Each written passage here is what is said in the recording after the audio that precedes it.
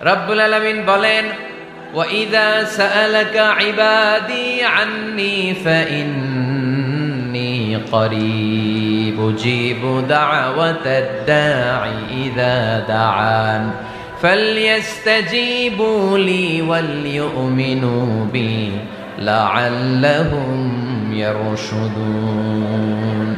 রব্বুল আলামিন বলেন, নবী হে, আমার বান্দারা যখন তোমাকে জিজ্ঞেস করে আমি কোথায়, তুমি বলে দাও ইন্নী করিব, আমি কাছে। আল্লাহু আকবার। তিনি কাছে।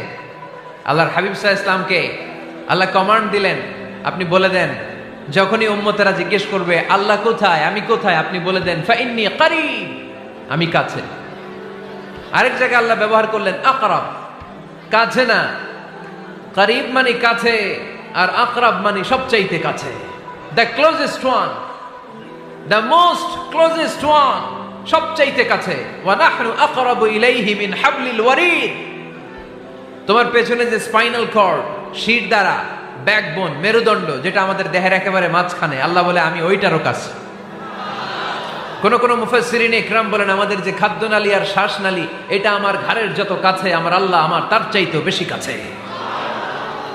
তার মানে এই আয়াত দ্বয় থেকে আমরা বুঝতে পারলাম আল্লাহ দূরে নন, তিনি আমাদের কাছে। তিনি আমাদের কাছে, ডাকলেই তিনি সাড়া দেন। সুবহানাল্লাহ পড়েন। ভায়া হয়ে তার কাছে যাওয়া লাগে না, মিডিয়া হয়ে যাওয়া লাগে না। আমার সাথে দেখা করতে হইলে কত ভায়া হয়ে আসা লাগে, পাওয়া যাচ্ছে না। চেয়ারম্যান সাহেবের সাথে দেখা করতে হইলে কত অ্যাপয়েন্টমেন্ট নেওয়া লাগে। এমপি সাহেবের সাথে দেখা করতে হইলে এত ব্যস্ত মানুষ, পাওয়া যাচ্ছে না, ঘুরে ফিরে তারপরে যেতে হয়।